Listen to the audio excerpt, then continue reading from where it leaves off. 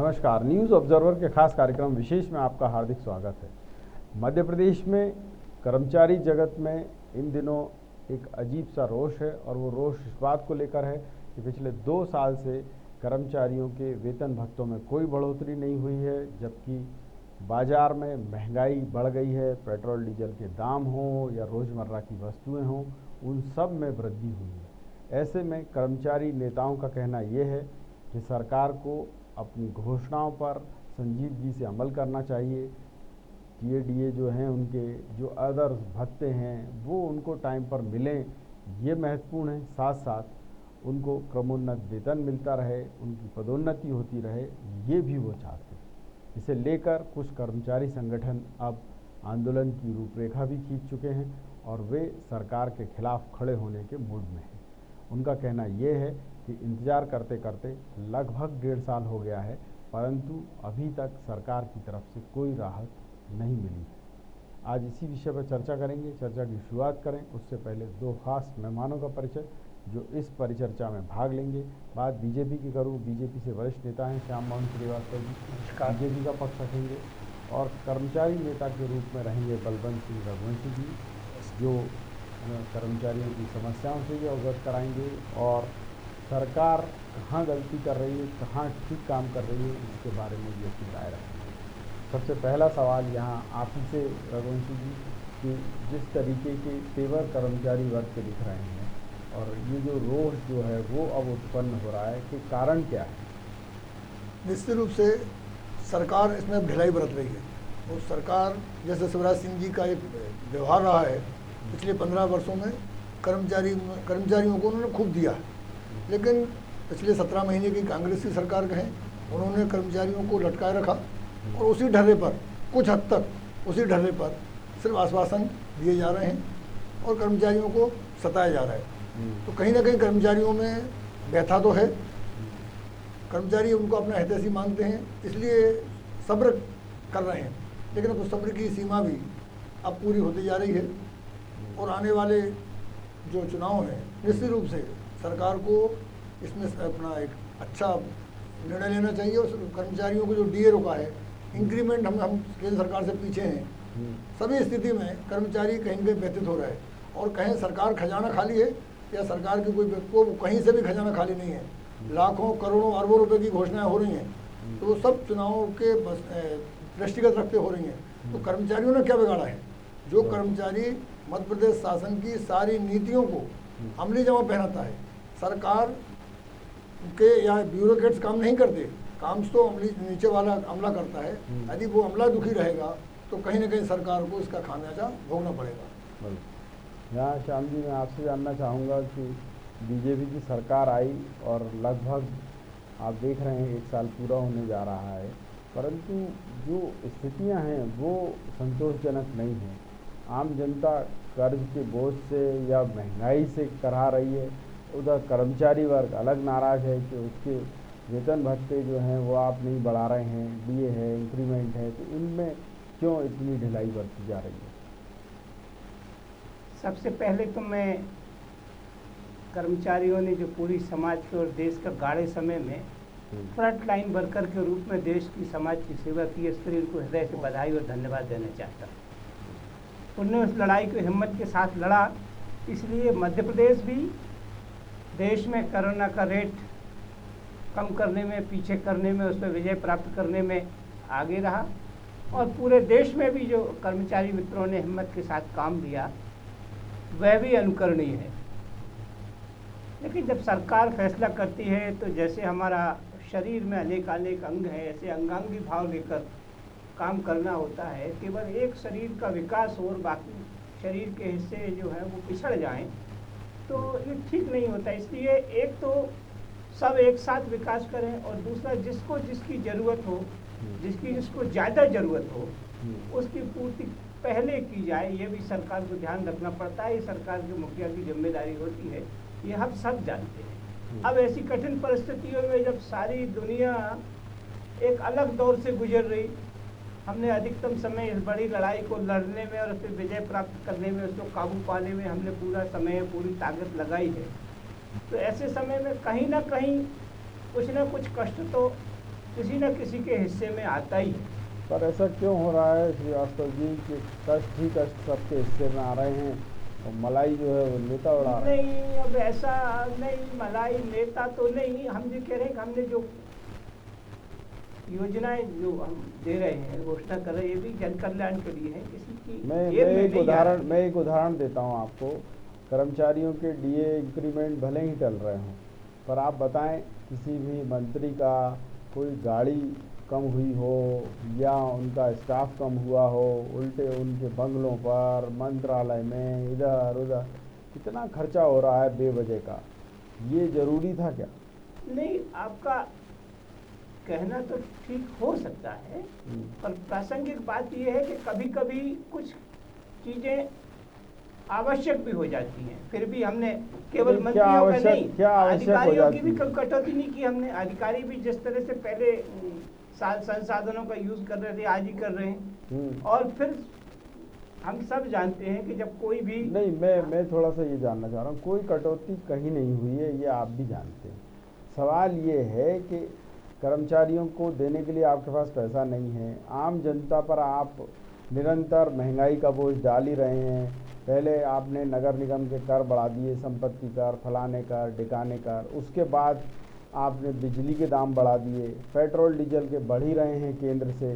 चलिए ठीक है, मैं मान लेता हूं कि केंद्र से जो चीज़ें बढ़ रही हैं वो अपने अलग उनके मायने हैं, पर यहाँ आपके पास जो चीज़ें हैं उनको तो आप संयमित कर सकते हैं, नियमित कर सकते हैं और व्यवस्थित संतुलित कर सकते हैं।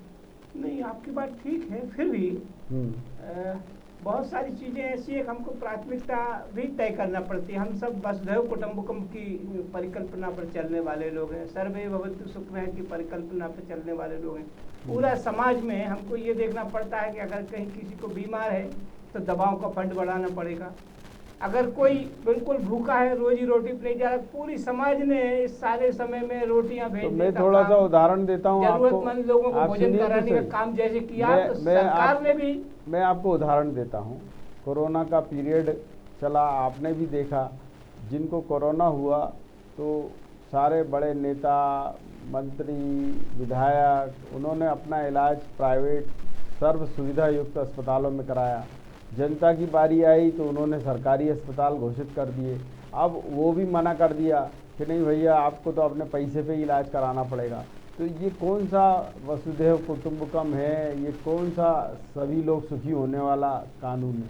हो सकता है मेरी जानकारी कम हो, आपकी जानकारी ज़्यादा हो, पर मुझे ये मालूम है कि प्राइवेट अस्पतालों को भी सरकार ने अपने अधिकार में लेकर और उनको भी उतना ही बजट दिया था, और वहाँ बहुत सारी चीज़ों के कोई पैसे नहीं लगते थे। कोई विशेष चीज़ हो तो ही पैसा लगता था। मैं तो अभी की बात कर रहा हूँ 2 महीने की। केसों से मैं भी रूबरू हुआ। मैं तो अभी की आपको बात कर रहा हूँ 2 महीने की, कि अब जो लोग कोरोना पीड़ित हो रहे हैं पिछले 2-3 महीने से, उनकी ये स्थिति है। जेपी में जो वार्ड था कोरोना वार्ड, वो बंद कर दिया गया। जो सेंटर्स थे कोविड केयर सेंटर्स, वो भी बंद कर दिए आपने। अब छोड़ दिया मरीजों को भगवान भरोसे कि मरो, तुम तो इसी लायक हो के ना, जनता है तो इसी लायक है। ठीक है ना, अब जैसे जैसे दबाव कम हो रहा है कोरोना का, वैसे वैसे हम उस मद में क्या और सुधार हो सकता है वो कर रहे हैं। लेकिन आपने जो तकलीफ बताई है वो भी ध्यान देने योग्य बात है। अगर कहीं ऐसा भी होता है कि अभी आवश्यकता है, किसी को कोई नीडी है, तो उसकी भी आवश्यकता पूरी करना चाहिए, ये कोशिश करते हैं। अब मैं आपको और अगर कहीं कर्मचारियों कोई की गलती हो रही तो उसमें संशोधन करने की भी गुंजाइश सदैव रहती है। बिल्कुल। और मैं आपको अब लाता हूँ कर्मचारियों के मुद्दे पर। मुझे आप ये बताएंगे कि जो कर्मचारी लोग हैं, आप उनसे काम तो करा लेते हैं, पर उनको सुविधाएं देने के नाम पर आपके पास बजट है पर आप दे नहीं रहे हैं।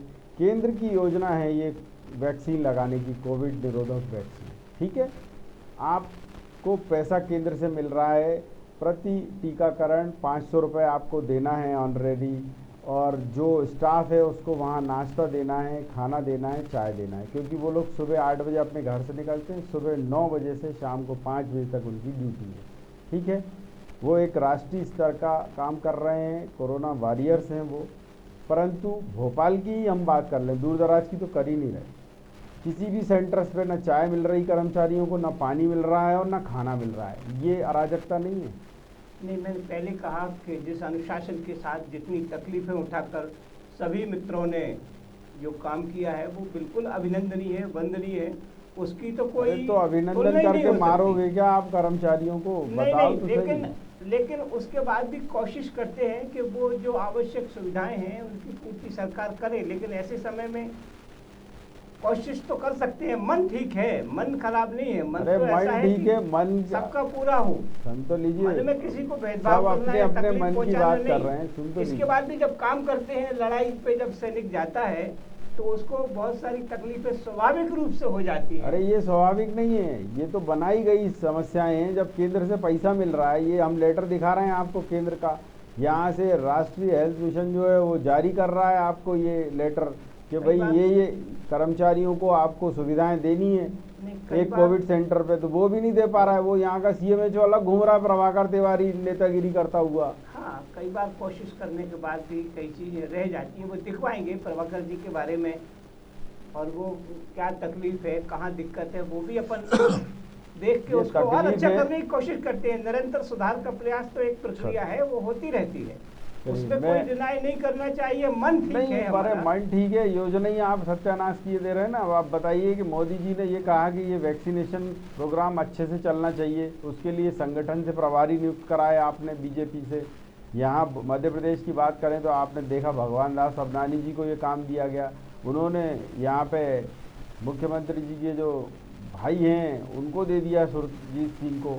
पर कोई देखने जा रहा है कि नहीं कि वहाँ कर्मचारियों को और लोगों को सुविधा मिल रही कि नहीं, कि सब कागजों में ही चल रहा, मन ठीक है बस? नहीं, इसीलिए इसी भावना से किया जाता है कि काम और ठीक हो, जो आज चल रहा है उससे और अच्छा हो, निरंतर प्रगति की ओर बढ़े। तो ये डॉक्टर साहब सुन लीजिए, ये जो डॉक्टर साहब हैं, ये नर्स जो दिख रहे हैं आपको ऊपर विंडो में, ये सब कह रहे हैं कि साहब ना इन्हें खाना मिल रहा है ना नाश्ता मिल रहा है, सुबह से आके बैठे हैं, घर से लेकर आते हैं सबके सब। और जबकि कोविड जैसा मतलब महामारी है, अब उसमें इनके प्रिकॉशन के लिए क्या आपको इंतजाम नहीं करने चाहिए थे? नहीं, सरकार फंड भी अलर्ट कर रही है, सरकार पैसा भी खर्च कर रही है, सरकार और कर्मचारी सब मिलकर उस मैदान में लड़ भी रहे हैं।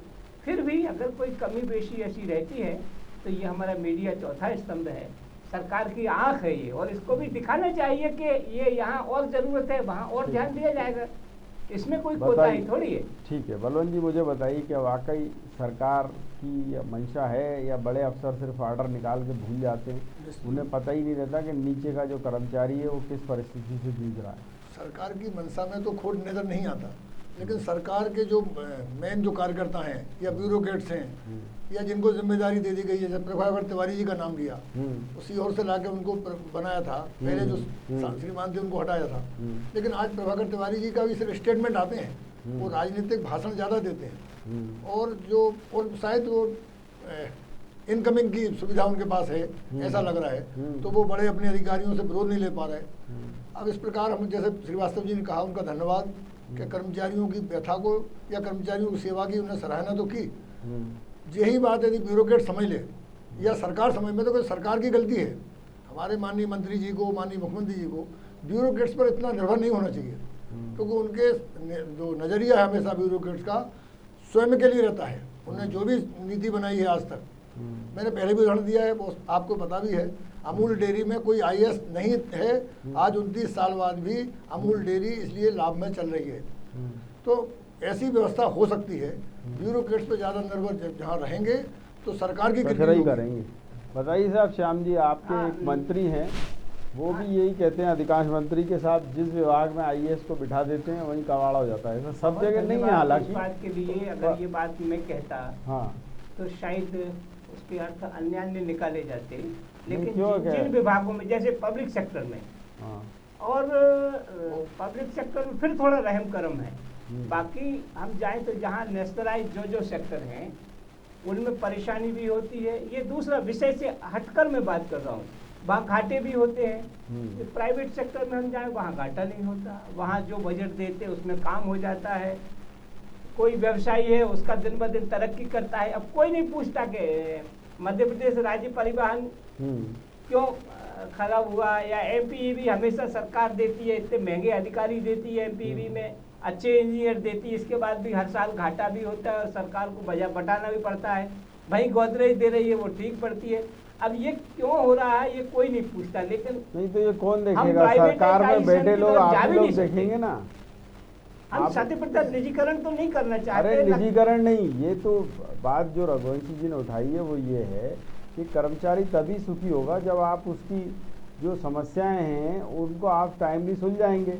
आईएएस आईपीएस अपनी तो समस्याएं यानी उनका प्रमोशन है तो उनका हाल अपना कर लेंगे, उनका अगर वेतन बढ़ना है तो वो बढ़ा लेंगे। आप इनके बारे में उनसे क्यों नहीं कहते कि नहीं ये कर्मचारियों की के लिए भी आप सोचें? नहीं, आप- हर जगह अब एक नया प्रथा चल गई है, आउटसोर्स कर दो और बाकी जो कर्मचारी हैं वो निकालते चले जा रहे हैं, भर्ती कर ही नहीं रहे। आपकी बात को मैं जिस रूप में आप कह रहे हैं उसी रूप में ले रहा हूँ। फिर भी हम बहुत सारे मामलों में वेतनभोगी जो वर्ग है उसको हम बहुत ज्यादा अलग अलग नहीं कर सकते, न करना चाहिए, क्यों वो भी वेतनभोगी है, अधिकारी भी और कर्मचारी भी वेतनभोगी है। नहीं पर ब्यूरोक्रेट्स ये के आप पास जानते फाइल के हैं नीचे नहीं, बाबू पर रहता आप है। ये जानते हैं और आपके अधिकांश मंत्री यही शिकायत कर रहे हैं कि अफसरशाही में भी खास तौर पर कुछ आईएएस वहाँ अफसर कहीं इतने दिक्कत है। इतने हावी हैं। अब मैं आपको एक उदाहरण हाँ, दे मैं मान रहा हूँ, मैं आपको कहीं ना एक कहीं- उदाहरण दे रहा हूँ। दीपाली रस्तोगी मंत्रालय में इन्होंने अपने द्वार के बाहर एक बोर्ड लगा रखा है, आम जनता यानी आगंतुकों से मिलने का समय 1:15 से 1:30। 15 मिनट में मिल लेगा आदमी पूरी प्रदेश भर का। अब सरकार इतनी सारी सुविधाएं भी देती अरे है, भाई साहब सरकार इसका मुझे इतना जवाब मोटा दीजिए। वेतन भी ये देती ये है। यही है तरीका काम करने का। आदरणीय तिवारी जी और न्यूज ऑब्जर्वर दोनों को मैं इस बात का धन्यवाद देता हूँ कि इतनी बारीक बातें वो सामने लाते हैं। ये बात बिल्कुल ठीक है। अब कल की घटना है एम्स पर, बिला वजह एक अधिकारी अड़ गया कि मैं ये हम सरकार का धन्यवाद कर रहे हैं, कर्मचारियों का धन्यवाद कर रहे हैं कि टीकाकरण चल रहा है, कोई हाँ वो मशीन जाने आई ही नहीं है, दे रहे। हाँ और वो खड़े नहीं बन रहा, उनने विधायक और मंत्री तक को रोकने की कोशिश की। ये इस तरह का रवैया है। हमने पहले भी देखा, 2 आईएएस सरकार में होते हुए भी उनने पहले अड़ियल रवैया अपनाया, फिर ऐसा रवैया अपनाया जैसे राजनीतिक विद्वेष के करते हैं, और आखिरी में वो नौकरी छोड़कर चुनाव लड़े। ऐसे लोगों का पिछला जो राजनीतिक रिकॉर्ड है उस पर ध्यान देना चाहिए। नौकरी में जो अधिकारी 20 साल रहा, आखिरी के 10 साल में उसने छोड़ा और राजनीति करने लगा। इसलिए उसने फैसले कैसे लिए थे उनकी उस नियत पर भी हमको कभी कभी संदेह होने लगता है। नहीं ठीक बात है, पर मैं ये कोई जानना चाह अटकाता रहा इसलिए है कि सरकार के काम अटके तो शायद सरकार नहीं, बदनाम पर हो। मैं ये जानना चाह रहा हूँ कि अब मुख्यमंत्री जी निरंतर कह रहे हैं माफिया को गाड़ दूंगा, खोद डालूंगा सबको, और ऐसा कर दूंगा वैसा कर दूंगा। वो इधर निर्देश देते हैं, उधर कोई सुनता नहीं है। आप बताइए, बीजेपी के प्रदेश अध्यक्ष हैं बीडी शर्मा जी, अब वो कल ग्वालियर गए तो वहाँ गेस्ट हाउस का वो ताला खोलने नहीं आया, या फिर जिसको कहें वो देखने नहीं आया। आज आप उसको कह रहे हैं कि हमने हटा दिया। ऐसे ही मुख्यमंत्री जी पहुँचे खुद सीधी में तो पता चला उनको मच्छर खा गए, और वो पानी की टंकी का वाल बंद करने खुद चढ़ गए। तो मतलब ये है क्या, जब आपके पास जो लोग हैं तैनात वो लोग आपकी सुन नहीं रहे, या फिर सब कुछ ऐसे ही चल रहा है? अब देखिए, आप भी, मैं भी, आदरणीय रघुवंशी जी भी, हम सब जानते हैं कि पिछले 40-50 साल में जैसा गैर जिम्मेदार व्यवहार करने का, अरे अभी तो 16 साल की बात करो ना, लापरवाही करने का जो कल्चर बना, अरे उसका तो ये स्वभाव 15 हर साल क्षेत्र में किया। मैं चाहे तो वो ये कह रहा हूँ व्यापार 15 करने साल वाला से हो, चाहे सुनिए बैंक तो में सही नौकरी करे, चाहे सरकार में नौकरी श्याम जी, करे। 15 साल से तो आपकी सरकार है हाँ ना, ठीक है ना, पर संस्कृति तब भी तो नहीं लंबे सुधार समय में पाए। होती है। नहीं तब भी नहीं सुधार पाए। जो समाज सुधारक होता है वो अगली सदी पर नजर रखता है, और जो व्यापारी होता है तो ये वो मान एक ले साल अभी के, जनता 100 साल और ऐसे ही हाँ, धक्के खाती रही, जैसे ऐसे ही नेता मरती चुनाव से रहेगी। चुनाव तक ध्यान रखता है, उसका टारगेट होता है। हाँ। ऐसे ही जो समाज सुधारक होता है वो अगली सदी में कैसा होगा जो हम आज कर रहे हैं उस पर ध्यान रखता है। तो व्यापारी जो है अगले इस साल से अगले साल तक मेरा क्या रिजल्ट होगा व्यापार का, उस पर ध्यान तो रखता है। ये हम मान लें कि ये सरकार जो जो है हो गया, अगली सदी का ध्यान रख रही है। जी हाँ, अभी जो कर्मचारी हम और जनता पूरी मरे कोशिश तो कर मर रहे जाए। हैं कि अच्छे संस्कार लोगों में पड़े, जो संस्कार अरे लोगों में, संस्कार आप अपने भी तो ठीक करिए। हाँ हाँ ठीक, वो उसके साथ सबके होंगे। मैंने ये नहीं कहा तो कि मैं हम वही तो अपने कह रहा करेंगे, हूँ। सबके। आपके यहाँ कौन ठीक कर रहा है कि मंत्री हैं आदिम जाति कल्याण मंत्री, उनका भाई जो है वो छेड़छाड़ कर रहा है। देखिए, बुराई और बीमारियां, ये कई मानसिक बीमारी होती है, कुछ शारीरिक बीमारी होती है, कुछ बुराइयां होती हैं। ये कहीं भी आ सकती है, लेकिन उसका इलाज नहीं हो सकता, ये नहीं हो सकता। इलाज तो है ना, जो इलाज है वो अपने रास्ते से होगा और सरकार उसमें कहीं कोई दखल नहीं देगी, इस बात की गारंटी सरकार भी देती है। और मैं भी आपके इस मंच के माध्यम से ये विश्वास दिलाना चाहता हूँ कि कोई भी हो, कितना भी बड़ा आदमी हो, वो न्याय की कसौटी से बच नहीं पाएगा। आदरणीय शिवराज जी ने, जैसा आपने कहा अभी माफिया के बारे में जो प्रयास किए हैं, उसका रिजल्ट निश्चित रूप से आ रहा है और आगे भी दिखेगा। अरे क्या हो आ रहा है, सकता है वो देर जो लगे, भोपाल लेकिन में दिखेगा। अग्रवाल कंस्ट्रक्शन अयोध्या क्षेत्र में उसने मल्टी स्टोरी बना ली नाले की जमीन में जाके, और इधर कोलार में बना लिए मल्टी स्टोरी और जनता को बेच दिए। अब जनता परेशान है कि साहब ये अवैध बिल्डिंग बना के और हमको टिका के चला गया, और वही माफिया सीएम शिवराज के गले मिल रहा है। देखिए, मैं किसी के खिलाफ, यहाँ किसी वर्ग के खिलाफ, किसी क्लास के खिलाफ कहना नहीं चाहता, लेकिन यहाँ एक कर्मचारी जो मोहल्ले में जिसकी ड्यूटी है, कहाँ बन रहा है, कहाँ अवैध निर्माण हो रहा है, कहाँ अतिक्रमण हो रहा है, उसकी सूचना देने वाले जो सरकार का नाक कान है, जिनकी सुविधाओं के बारे में अभी हम बात कर रहे थे, सूचना दी अगले ने, सरकार के नाक कान। तो अब आप सुन अब लीजिए, ये अगर खबर देने में देर सूचना करेंगे, नहीं सुन लीजिए, उसकी जब वो बन रहे थे मल्टी स्टोरीड वो अपार्टमेंट बन रहे थे, चाहे वो अयोध्या का हो चाहे वो कोलार का हो, दोनों के बारे में सूचना दी गई, और तो और वो चूना भट्टी में पहाड़ी खोद के खा गया अगला।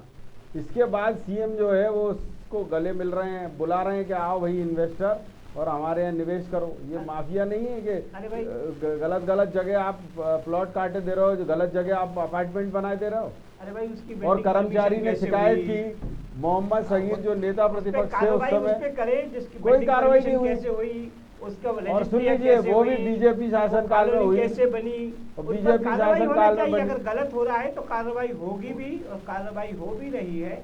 और बाकी समाज को भी इस सब तथ्य के साथ खड़े रहना चाहिए कि हम किसी के दुर्भावनापूर्वक, मैं तो सिर्फ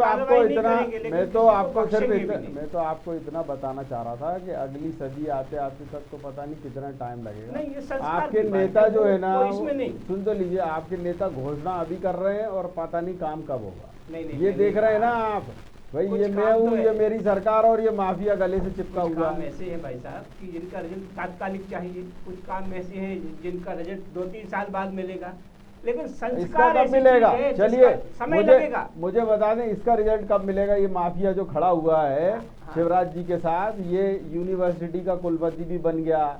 ये अभी कोई आम आदमी होता तो आप ठोक के बंद कर देते उसको, इसको नहीं बंद कर पा रहे माफिया को। रिजल्ट आ तो रहा है। अभी थोड़े दिन पहले भोपाल में कुछ मकान गिराए थे, माफिया के ही गिरे। वो तो कांग्रेसियों ने गिरा दिया आपने। अब अभी एक बंद है, उनके ऊपर कार्रवाई सख्ती से। इसका क्या होगा? जो सरकार के अंटे में आता है, इसका क्या होगा? उसको कोई बचाएगा नहीं। ये बात, ये मैं क्या होगा मुझे ये बताएं आप। जो गलती करेगा उसको कोई बचाएगा नहीं। हाँ नहीं, इसको कौन बचाएगा कि नहीं बचाएगा? अगर वो फंस गया और उसने गलती की है तो कोई बचाने नहीं आएगा। हम ये नहीं कहेंगे क्या मैं आपसे पूछ रहा हूँ, सरकार के केस से था बिक गया तो भी सरकार बचा रही है, हम ऐसा नहीं करेंगे। मैं आपसे बार बार यही पूछ रहा हूँ कि इसका क्या होगा इस माफिए का। मैंने कहा ना, जैसे नेशनल हेराल्ड या बैटरी एक्ट के लोगों को जैसे बचाया गया, वैसे हम किसी को बचाएंगे नहीं। जैसे बस फोटो नागरवाला कांड में लपा दफा किया गया, वैसे कोई दफा दफा नहीं करेगा। चलिए, लेकिन ठीक बात है, कार्रवाई करने में जो आएगा समय पर न्याय की कसौटी पे, वो तो आएगा। ठीक है, पर मैंने आपको सिर्फ इतना इसलिए बता दिया कि क्या चल रहा है सरकार में वो आपको पता होना चाहिए, और जितनी घोषणाएं हो रही हैं वो पूरी हो रही कि नहीं, कि ये सब चल रहा है। या अब मैं बलवंत जी आप कर्मचारियों की तरफ फिर से आता हूँ, जो घोषणाएं की गई थी, चाहे वो डीए की इंक्रीमेंट की, पदोन्नति, क्रमोन्नति, वेतनमान, ये आपको क्या लगता है किस स्टेज पर हैं? और पिछले 2 साल के अंतराल में हम देखें तो कितना फ़ायदा कर्मचारियों को हुआ, कितना नुकसान? कर्मचारियों को अभी कोई फ़ायदा नहीं हुआ। कर्मचारियों को सिर्फ लॉलीपॉप दिए जा रहे हैं। माननीय मुख्यमंत्री जी पे चूँकि हम लोगों को भरोसा है, और हमारे जो प्रतिनिधि के रूप में वर्तमान पूर्व मंत्री माननीय उमाशंकर गुप्ता जी ने एक पहल की है। आज शाम को हमारी एक बैठक भी है, उमाशंकर गुप्ता जी ने कर्मचारी नेताओं की बैठक बुलाई है। वो कहीं ना कहीं मध्यस्थता कर रहे हैं, और उनको चूँकि हम उनको कर्मचारी प्रतिनिधि मानते हैं, और उन्होंने एक बैठक पहले कर चुके हैं कोलार रोड पे। उसी का कंक्लूजन निकालना है, माननीय मुख्यमंत्री जी से वो बात करेंगे। इसलिए शायद कर्मचारी जगत में आंदोलन नहीं हो पा रहा है, क्योंकि उमाशंकर गुप्ता जी ने कहीं ना कहीं उसमें हम लोगों को समझाया। आज क्या निर्णय होता है, लेकिन फिर भी मैं कहूँगा कि माननीय मुख्यमंत्री जी को जो बरगला रहे हैं वो ब्यूरोक्रेट्स हैं, वो सारी सुविधा लेते हैं। जहाँ तक श्रीवास्तव जी ने भी कही, ये आपने माफिया वाली बात कही है, निश्चित रूप से एक अयोध्या बाईपास पर शीतल पैराडाइज है। मैंने स्वयं शीतल पैराडाइज के बारे में सैकड़ों बार मीडिया को ले जाके और सब मैंने वो मुद्दा उठाया, क्योंकि दोनों तरफ हाई टेंशन लाइन है। हाई टेंशन लाइन के 15 मीटर दूरी पे बिल्डिंग बनना चाहिए। अब चूंकि वो एक नेताजी की जमीन थी और वो स्वयं भाजपा के नेता रहे हैं शीतल पैराडाइज वाले, उनने वो सारी चीज़ों को रफा दफा कर दिया। आज बिल्डिंग खड़ी हो गई 7 मंजिल, पहले 5 मंजिल थी, शायद 7-8 मंजिल हो गई, और उन्होंने फ्लैट बेच दिए। अब वो जो रह रहे हैं बेचारे भोगेंगे तो वो, तो मैं उसमें कर्मचारियों को कहाँ दोष रहा, हमने सारी चीज़ें उठाई थी, कर्मचारियों ने शिकायत भी की थी वाला तो हो कोई, लेकिन ऊपर कहीं ना कहीं वो सेटिंग कर लेते हैं, वो ब्यूरोक्रेट से जाते हैं बीच में। और आज मेरी क्या हिम्मत कि मैं मेरे IAS आयुक्त के खिलाफ बोल जाऊँ, हमें ट्रांसफ़र करवा दिया जाएगा। तो इसलिए कर्मचारी की एक सीमा है, वो अपनी सीमा में अपना कार्य करता है, लेकिन यदि ब्यूरोक्रेट उसको दबा देगा और वो ब्यूरोक्रेट सरकार के नाक कान आँख होते हैं, वो सरकार तक पहुंचा नहीं पाते। मेरा निवेदन यही है कि ब्यूरोक्रेट्स पे लगाम लगना बहुत आवश्यक है, और कर्मचारियों को जो जायज़ हक हैं अजी वो नहीं दिए जाएंगे तो जो माननीय मुख्यमंत्री जी के साथ घटना हुई या माननीय BD शर्मा जी, वो घटना होना नहीं चाहिए। वो जो भी कर्मचारी है वो दोषी है उसका, मैं उसकी निंदा भी करता हूँ, लेकिन कर्मचारी व्यथित है, वो कहीं ना कहीं अपना रोष निकाल देता है। एक आरोप ये भी लग रहा है कि कर्मचारी अभी भी अपनी ड्यूटी संजीदगी से नहीं कर रहे हैं। आप अभी भी देखें मंत्रालय चले जाएं तो पता यही चलेगा कि आधे से ज़्यादा तो बाहर ही घूम रहे हैं सर। अब वो चीफ सेक्रेटरी बैठे हैं, वो भी उन्हें भी पता नहीं है, तो आते भी हैं तो फाइल पे ऐसी नोटिंग कर देंगे कि उसके बाद पता चला वो अगला आदमी घूमते घूमते पागल हो जाए। बहुत हद तक ये बात तो ठीक नहीं है। कर्मचारी ऐसा यदि करता तो सरकार की जो योजनाएं हैं वो जमीनी स्तर पर पहुंच कैसे पाती। सब कर्मचारी एक जैसा नहीं है, और जैसे ब्यूरोक्रेट्स आपने कहा सारे IAS एक जैसे नहीं है, बिल्कुल तो ठीक है, ऐसे सारे कर्मचारी एक जैसे नहीं है। हो सकते हैं कुछ लोग या जो नेतागिरी कर रहे हैं, जैसे गडकरी जी कह रहे हैं कि साहब जो काम करे उसी को वेतन दो, बाकी को जरूरत नहीं। मैंने उस बात का समर्थन किया था उसी दिन, गडकरी जी के उसको टैग करके मैंने सारे ग्रुप में डाला है कि ऐसे यदि सब नेता हो जाएं गडकरी जैसे, तो गडकरी साहब जैसे, तो सबको मैं नमन करूंगा। बिल्कुल। और ब्यूरोक्रेट्स के मैं अगला सवाल आपसे पूछना चाहूँगा श्याम जी कि क्योंकि छोटा कर्मचारी या अधिकारी पे तो आप कार्रवाई कर देते हैं, पर IAS IPS पे आप इसलिए कार्रवाई नहीं कर पाते क्योंकि वहाँ आपके हित जुड़े रहते हैं, यानी आपसे मतलब बड़े नेताओं के, सरकार के हित जुड़े रहते हैं। तो ये कब तक होगा? क्योंकि अब जैसे आपने देखा होगा कि कमलनाथ सरकार के लिए जो धन उगाही कर रहे थे जो अफसर, उन पर FIR के लिए किसने कहा? चुनाव आयोग ने, केंद्र से निर्देश आया, आज तक FIR दर्ज नहीं। हाँ, मैंने कहा ना, कुछ ऐसे हैं लोग जो चाहते हैं सरकार के काम में रोड़े गड़े, कुछ लोग ऐसे हैं जो विघ्न संतोषी है, जो कहते कैसे न कैसे हमारा हित अगर है तो चाहे देश चाहे सरकार भट्टे में जा रही है तो जाए, हमारा हिस्सा न चाहिए। कुछ ऐसे लोग हैं जो कहते हैं सरकार को, और कहीं कहीं उसमें ये भी देखने को मिला कि वो उनके मन में कहीं पॉलिटिकल डिस्टेंस भी है, इसके कारण भी कुछ लोग करते हैं। लेकिन ये बात ठीक है कि काम से अगर तनख्वाह को जोड़ दिया हमने, तो उससे जो लाभ होगा देश को वो बहुत ज्यादा है। हम काम से जोड़े ना तनख्वाह को, कौन कितना काम करता है उसको तनख्वाह अगर दुगनी का पात्र है तो दुगनी भी दी जाए, लेकिन अगर काम में अगर संतोषजनक नहीं है, उसको जो टारगेट दिया जा रहा है अगर वो टारगेट नहीं मिलता, तो जैसे बैंकों में होता है, जैसे कारखानों में होता है, जैसे अन्य जगह होता है, काम करोगे तो उसका अलग पैसा मिलेगा। मुझे तो केंद्र का बताइए, तो मुझे केंद्र का बताइए कि अगर केंद्र कह रहा है कि कार्रवाई करें तो फिर क्यों नहीं हो रही? होगी, सब एकदम न्याय के डंडे के नीचे तो सबको आना है। हमने ये कहा कि स्वजनस्य पूजा दुष्टस्य दंडत, ठीक बात। तो यानी जो नहीं करता, मेरे पास चर्चा का इतना ही समय था, जो करता है उसकी पूजा भी होनी चाहिए। ठीक बात है, मेरे पास चर्चा का इतना ही समय था। आप दोनों मेहमानों का बहुत बहुत धन्यवाद और आभार। वाकई कर्मचारियों ने कोरोना काल में अच्छा काम भी किया और उसकी वजह से सरकार की छवि भी बनी, परंतु उन छोटे कर्मचारियों के बारे में, छोटे अधिकारियों के बारे में सोचने वाला कोई नहीं है, क्योंकि सरकार घोषणाएं कर देती है, ये नहीं देखती कि निचले स्तर पर उनकी क्या हालत है, उनको सुविधाएं मिल रही कि नहीं, उनको पदोन्नति मिल रही कि नहीं, उनको वेतनमान मिल रहे हैं कि नहीं। ये बहुत बड़ी समस्या है, इस पर भी सरकार को सोचना होगा, साथ साथ ये भी देखना होगा कि जो ब्यूरोक्रेट, जो बड़े अफसर मनमानी कर रहे हैं उनसे कैसे निपटा जाए। वे आईएएस अफसर जो ये मानकर चल रहे हैं कि अंग्रेज चले गए और उन्हें ही सारी जिम्मेदारी दे गए हैं कि जनता का वे दमन करें, तो ऐसे लोगों पर सरकार को ही तो निगाह रखनी होगी। न्यूज़ ऑब्जर्वर के खास कार्यक्रम विशेष में इतना ही, लेकिन यहाँ बेबाक खबरें निकल जारी रहेंगी। आप देखते रहिए न्यूज़ ऑब्जर्वर की यानी सिर्फ खबर।